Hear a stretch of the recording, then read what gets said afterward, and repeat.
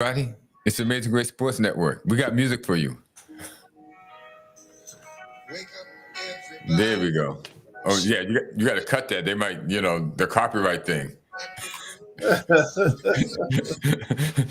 we did have music for you, but we can't really play it because last time we did this, they blocked out the whole show and it was done. So we were just on the air for 45 minutes to an hour, and you guys didn't see none of it.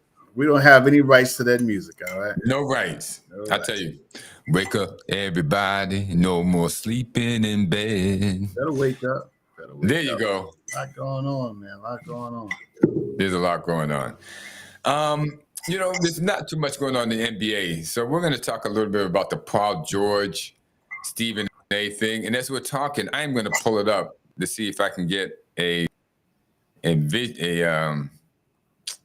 vocal on this, an audio on this that we can play while we're talking about it. But the gist of it is that Stephen A, as we know, has been calling out Kawhi Leonard, calling him a bust, saying that he was a waste of money and all the rest of the stuff for the Los Angeles Clippers. I don't know what I didn't know that Stephen A had stock in the Clippers, that he was losing money, all of a sudden. But according to him, it was a bad deal. Not that any of his money went toward it. So he's got as much interest in it as I do, which is basically nothing. Okay, he should, okay. The guy doesn't play, but it's no need to rag on him as if you own an interest in the team and you are signing his checks, because you're not doing that, Stephen A. So don't even try it. Let's see what we got here. Stephen A, Paul George. Media members save on travel. Oh, you got it? Yeah, I got something. All right. You pass all the commercials.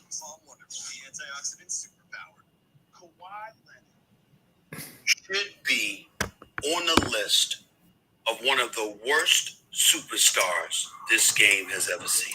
When you talk about a superstar that is unreliable, unbelievable. Somebody to point me out, somebody more flagrant than him. You're load managing him all through the season. I don't know about you, Rick.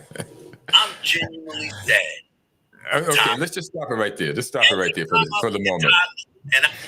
This is now. I mean, the guy's been hurt. This is not the first time the guy's been hurt. He was hurt when he was with the Spurs. Had some issues there, and he sat out, I think, most of the season and ended up getting traded to the Raptors at the end of the season, where they won the championship. So can you repeat that? They what they do? Well, the Raptors, didn't they win a championship with Kawhi? They won a championship. Okay, they won a championship. Right. So he's not that bad. No. He's not that bad.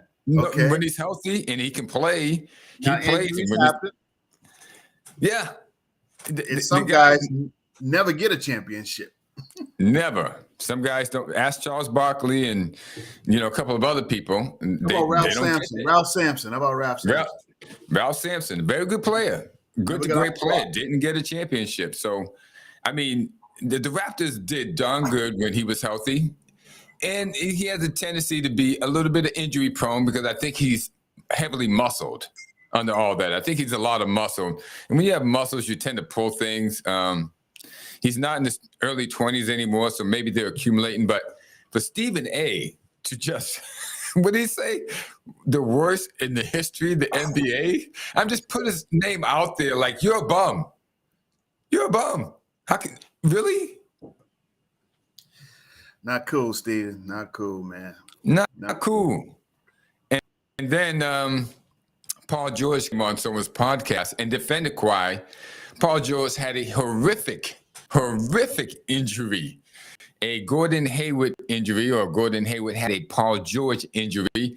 However you want to call it, he broke his leg down where the ankle is. If that's, I mean, you can break your leg, but breaking it down where the ankle is oh my gosh, I mean, because that involves a couple of bones and ligaments and tendons, and it's sure to be a problem. But he's come back from it, so he knows a lot about injury, and he defended Kawhi Leonard, saying if the guy could play, he could play. And Stephen A. said, well, he should have got out there 5 minutes, 10 minutes a game. He said, that's not how it works. If you can get out there, you'll get out there. If you can't get out there, 5 or 10 minutes ain't going to do anything. How many games does Stephen A. play? That's right. Have you ever been injured on the court, Stephen? Do you know what it's like in that locker room? Stephen, how many points have you scored? Stephen, are you a good defensive player or just a good talk player? The TLACK, TLALK. That's what he is. TLAK. He's a good TALK. That's what he does.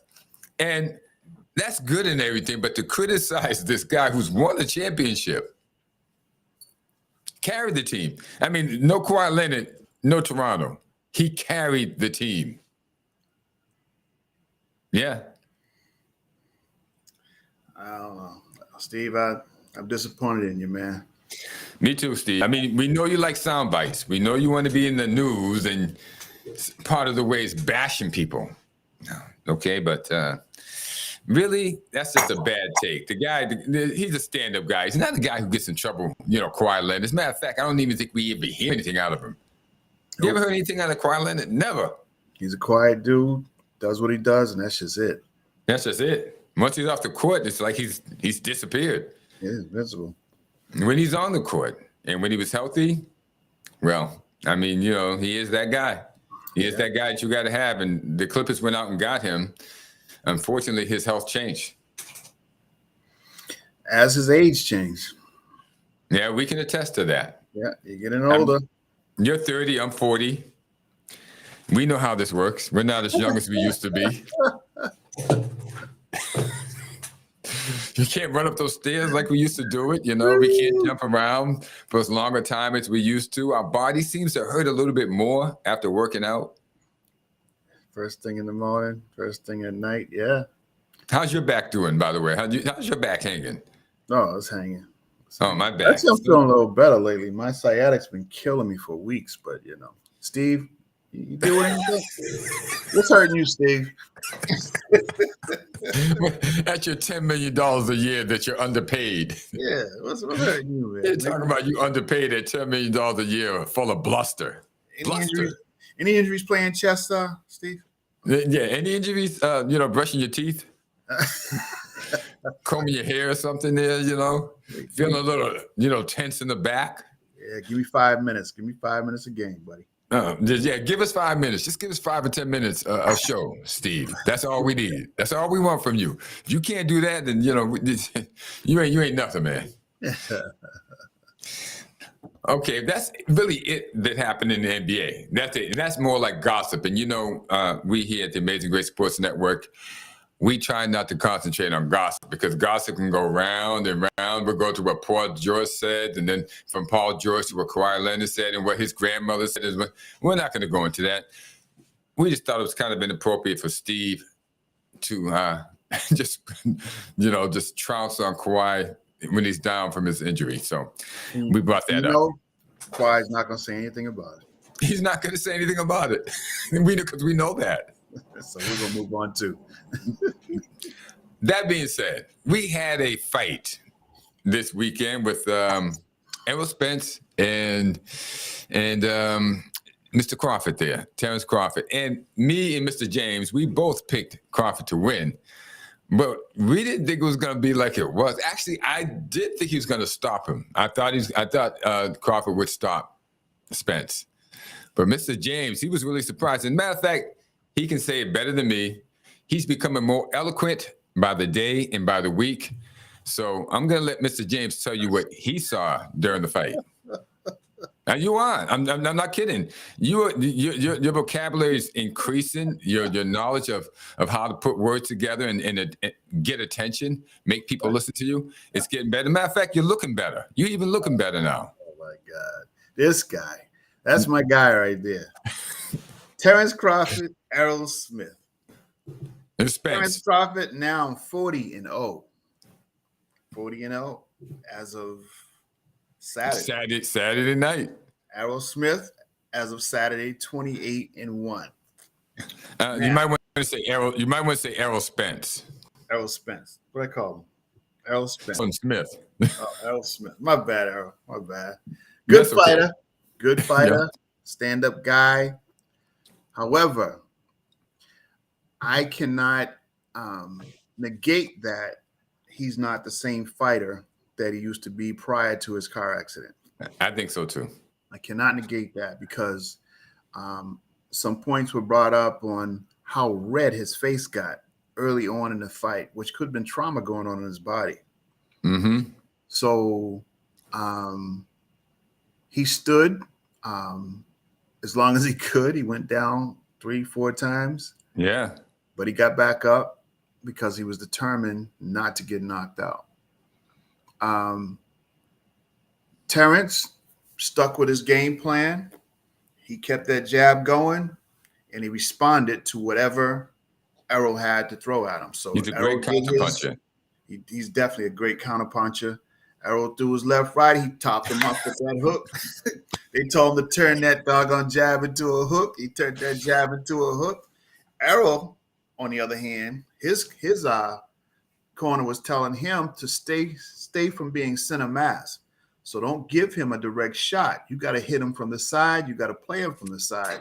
And Errol wasn't hearing it. He was just going to do what he was doing, and he kept on running into that doggone jab. Ooh. You know, that turned into a hook, and he went down a few times. But again, he didn't look good physically. No. His face turned bright red. Right. It looked fluorescent, almost fluorescent. Yeah. And even at the end of the fight, he just looked really stunned. So hopefully there's nothing internal going on with him because he got back in the ring too soon, or maybe shouldn't have got back in the ring at all. Yeah. A traumatic car accident as such, it could have done some things to him that may not show up, like we talked about with playing sports in general. Yeah. A lot of times when you take your body to the furthest extent when it comes to breathing, your oxygen levels, your blood pressure levels, at that point or that increase is when, if anything is leaking and anything is going on, it will happen. Yeah. So hopefully he doesn't find himself in any kind of situation where he has to be internal. Hospital. Internal. Yes. Yeah. We don't want anything internal going wrong with you, Errol. I didn't see the fights because I was going through the mountains of Tennessee at the time. And I mean mountains. And it was a scary one. And you know what? It's one of the scariest things I've had to do in my life. But I had no choice. Once I was up there, I was up there. I couldn't turn back. It was the same thing as going forward. So I kept going, and I made it back to my hotel on Saturday night and there and missed the fight. But I saw it the next morning, thanks to YouTube. There's always somebody who illegally taped it, and there it was. So I watched it. Crawford was as good as I thought. And what surprised me was Errol Spence's face. I mean, that was a mess. And Crawford's a great counterpuncher. And as George Foreman tried to tell, they asked George about it, and George is always positive. George always says, yeah, the guy's got a chance. When he was talking about Spence, he said, yeah, in the rematch, yeah, he's got a chance. He's got to do something. He said, but you got to watch out for those counterpunches. Remember Ali? Yeah. You got to watch out for those counterpunches because they look for openness and they look for holes. And when they find them, they're going to come in on you, right? And you're not just one of them wild swingers, like that, but counterpunchers who sit there and look for you to move your left hand this way and start going like this, and they hit you. Or they look for you to, move this hand up like this and start going like this, and they hit you. So counter punches are very dangerous. He's had some counter punches, but none that were like Crawford. Danny Garcia, the guy he fought, is a counter puncher, but was too small. Couldn't hit hard enough. Crawford can hit hard. I mean, Crawford's punches got thump. I mean, they really got thumped. He's knocked out almost everybody he has faced for the most part. He knocked out a guy named Jose Benavides one time. And when they came into the ring, I swore this guy was twice Crawford's size. I didn't know too much about it. I'd seen about a fight or two, but I watched this fight, and wow, he dismantled him the way you just take a brick out of a construction building, brick by brick by brick. And when he was done, that guy was laying on the ground. That was it, and that was over. So I know Crawford's a great counterpuncher. Well, when you're a southpaw, where you can lead with either He's not actually a either southpaw. hand, He's actually right-handed. but he can fight southpaw. But he He jabs fights. with his He right. can fight with either hand. Right. So my point is, you got a level amount of strength coming either or. Right. If you're just a righty, your left is a jab and it's not as strong as your right because your power comes there. But if you can fight with either hand, both hand has equal power, which will knock you out either way you look at it. So that jab ain't gonna be just a regular jab. It ain't a regular jab. It's not a regular jab. His right jab is a power punch. There you go. As Spence found out, it's a power punch. Now, Spence, on the other hand, he actually had a couple of fights since the automobile accident. He took on Danny Garcia and he took on Dennis Ugas. And he beat those guys to a pulp. But even though he did, he's not the same fighter. I mean, his last fight was over a year ago, like April 16th of 2022. Right, it was over a year ago. And Terrence was December 10th of 2022. Yeah, Terrence has been keeping busy, even though he's the older fighter. He's been keeping busy. I don't know why Spence didn't want to fight sooner or have a tune-up or whatever the case may be. There's a lot of blame to go around on PBC. PBC should have had Spence fight Terrence as soon as he made 147. Because right now Crawford's grown into 147 and beyond. So he hits even harder than he did when he fought Jose Benavidez when he had just made 147. He went up from 140 to 147. Now it's going to go into 154. I don't see anybody stopping him, but there's a lot of blame to go around. Al Heyman, listen, if you're going to protect your fighter this long, you wouldn't let him fight Crawford for 5 years. You should have just jumped on the contract and not let Errol sign it. You should have took that contract and ate it, put it in your mouth. Did anything you could to keep Errol Spence from fighting Terrence Crawford. Because from what I saw in the beginning, Crawford would have beat him. But he wouldn't have beat him this bad. It probably would have went 12 rounds had they fought in the beginning 5 years ago when Crawford, got the belt. But now, he's even better now. I mean, heavier, hits harder. And if Spence was not the same fighter, which I really don't think he is, we got the result of it Saturday night. Yeah, I'm thinking Crawford got maybe 5 more years. Maybe. Spence got maybe 7, but depending on I don't even know it. Not after Saturday night. Not after Saturday night. Not the way his face blew up. Yeah, so Terrence is definitely at his peak now. So whoever he comes out, I don't know who's left to fight in that. Nobody wants to fight him. Yeah. Nobody wants to fight Terrence Crawford. Nobody wanted to fight him at 147.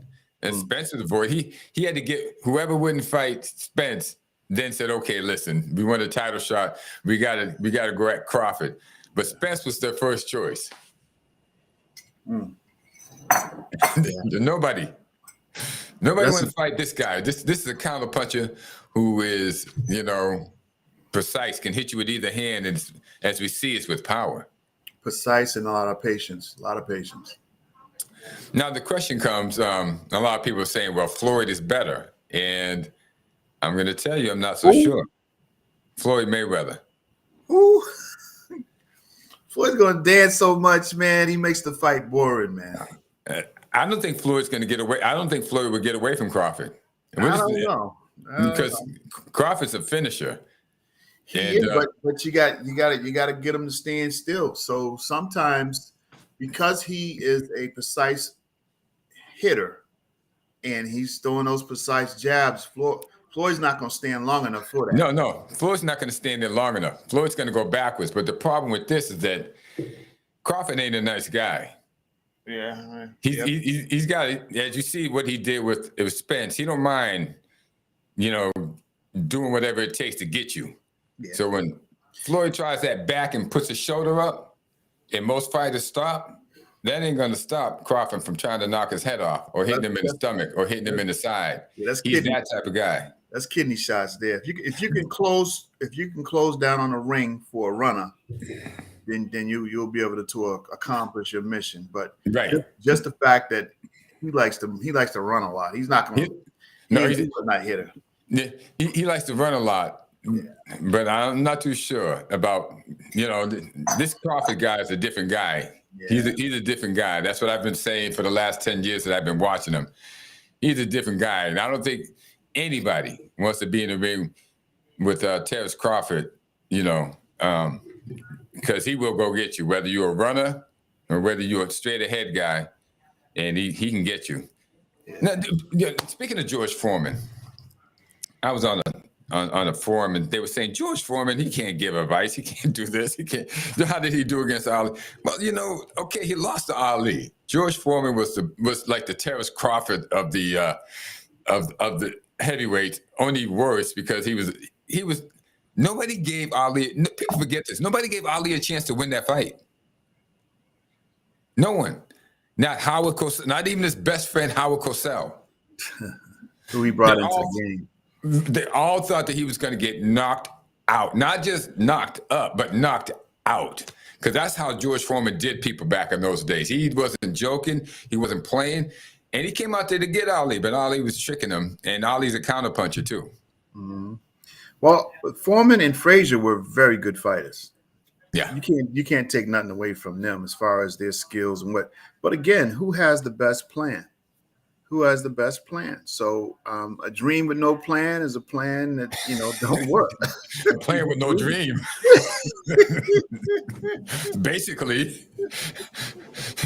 I love that one. I'm going to use that on somebody too. A dream with no plan is a plan with no dream, baby. Yeah, people forget that, George, no one gave Ali, as bad as they had said Ali was going to lose his first fight to Liston. They had even said he was really, because he was old now. See, 10 years before 64, he was young. So they were like, maybe the kid can last, but nobody gave Ali a shot when he fought Foreman, because Foreman had decimated people, and Ali outsmarted him. So you have to watch out for those smart fighters. They're big trouble. And if the counter punches too, like Crawford, sheesh. Yeah. You really gotta study your opponent very well. And if you're a good steward of that and have a great corner to assist you in how to deal with their strengths and weaknesses, that's what boxing's all about. Boxing's a very good chess game. And I mean, even in an actual fight, if you're fighting a true fighter, he's going to watch and see what your weakness is and what you're leaning to and how you're dipping in and all that stuff. In a few more minutes, it's going to be all over. Like I tell everybody, I got 3 minutes of fun. And then after 3 minutes, we're going to do a whole lot of comps, and then after that, we if you're taking me past 3 minutes, and I might have to bow out. But in that 3 minutes, you're going to get all I have to get. I'm going to tell you something. Me and you both have been in some fights that lasted longer than 3 minutes. So, that's back in the day, though. Right now, I got 3 minutes of fun. Okay. Well, I hope I got more than 3 minutes, because sometimes the person you're dancing with doesn't want to give up in 3 minutes. He wants, you're waiting for this guy to get tired, and he's like still thumping. Oh my gosh. I'm going for it in 3 minutes, buddy. Then you better hope you got a referee here who's going to stop. I'll tell you, some of these people don't want to quit. And which brings me to another point. Did the referee have to stop the fight, or should the corner have stopped the fight? And this is going to be our last point of the day. Ooh, that's a good question. I think the corner, going back to the interview, was so determined to win this fight. Yeah, they weren't really looking at what their fighter was looking like at that particular point. So the referee, being non-biased on any side and being in the ring with them, saw, like I said, that face, something about the color of his face, man. I would like to hear some medical research on that. Something was happening to him, because for him to turn that bright red so soon was crazy. I don't know about soon. He was getting hit. I thought after that double right hook that knocked him down for, I think the fourth time, in the round before? Remember Crawford ducked down and he went bam, bam. Yeah. And knocked him right into the ropes. I thought right then and there, you didn't need to see any more. When your guy gets hit with a double right, not a 1-2, but he said bam, and then came around and bam again, and he can't get out the way, that's the end of his day. Yeah, the referee did a good thing for him, man, because that could have turned real ugly. Just like Crawford said in the interview, he said things can go south real quick. And that could have went south real quick health-wise. You know what I'm saying? Yes. So you got to treat things with respect. And the referee respectively, saw that he was in trauma and he needed to stop the fight. There's always another day. We're not going to get it all in today. And obviously you're not going to do any better than what you've done in the rounds that I've given you. So we're going to go ahead and shut this down now. And we're going to both walk out of here. Nobody's going out on a stretcher. We need to shut this thing down. And, Mr. James, you bring up another point, that final press conference. Terrence Crawford, as you said, tried to avoid it. He tried to avoid all the noise. He said, listen, and he was talking to specifically Black people. Yeah. We don't have to come here and get all out of sorts. We can come here and we can talk and, be civil to one another and da-da-da. And he asked the question, why must it always end in someone being shot or murdered? Right.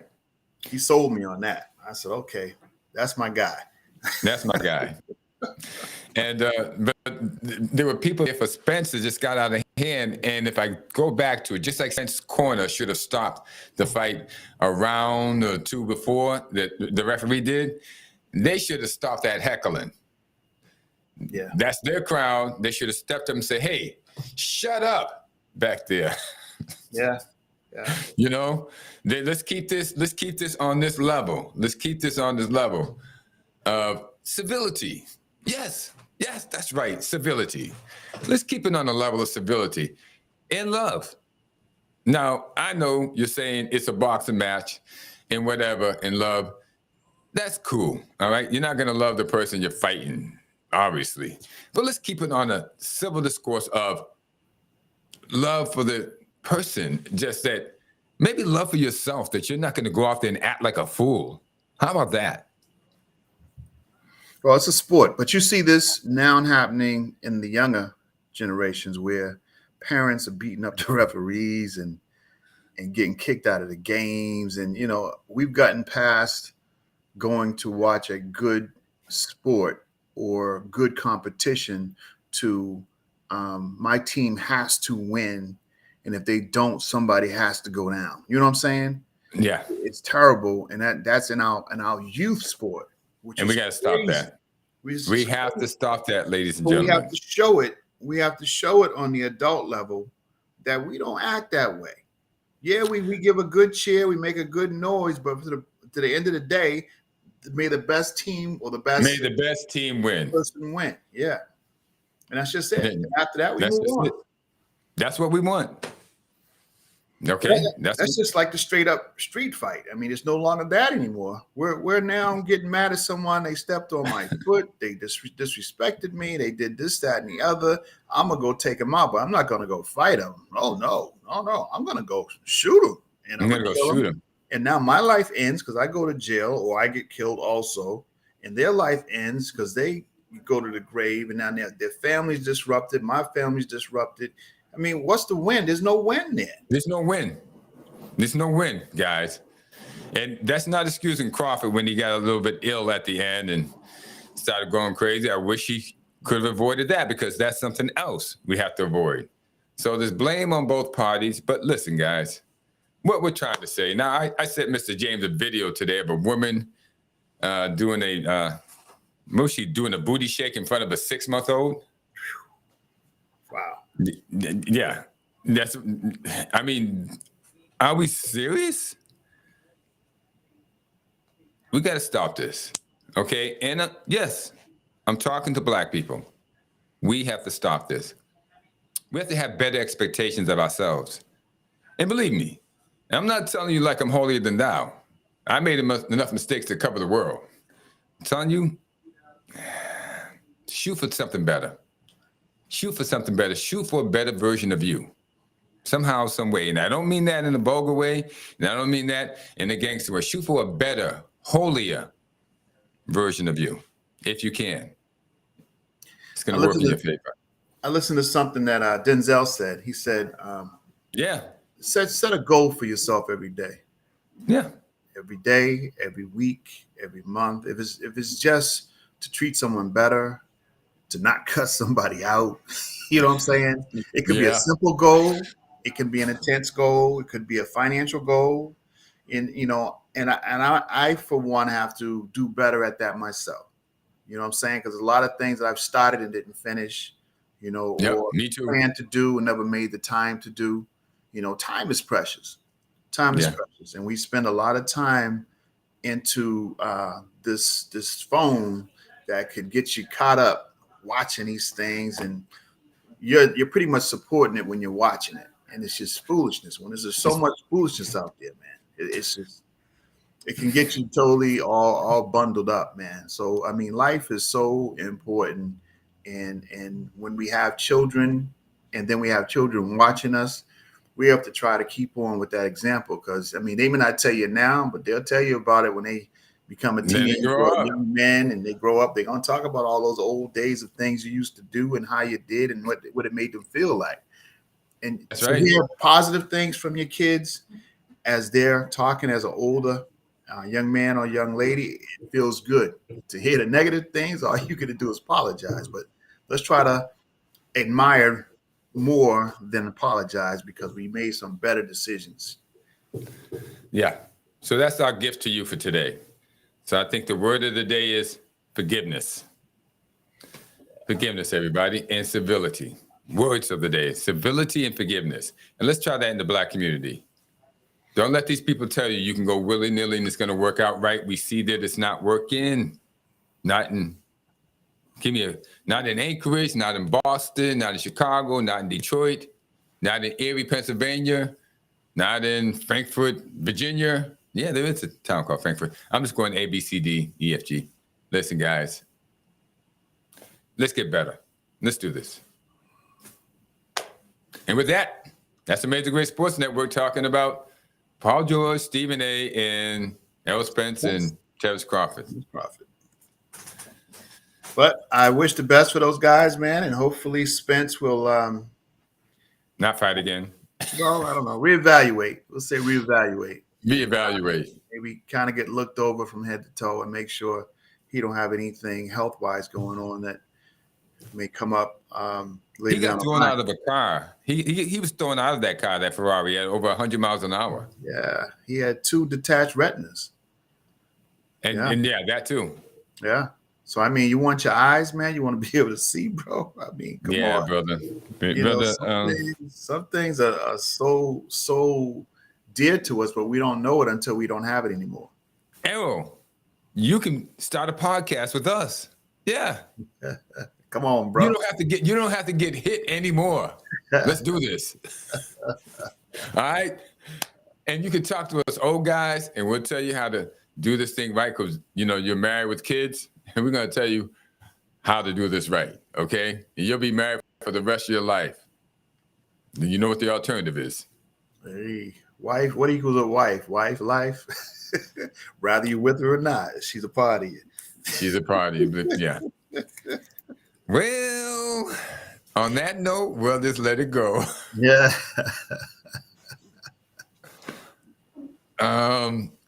Hey, man. All right. We're out of here. The Major Great Sports Network, we had a great time. We really don't know how to tell you how good of a time we have, but we hope you believe us. Remember, like and subscribe. Let's kick it up another level. And we will talk to you next week. Ciao. Have a good week.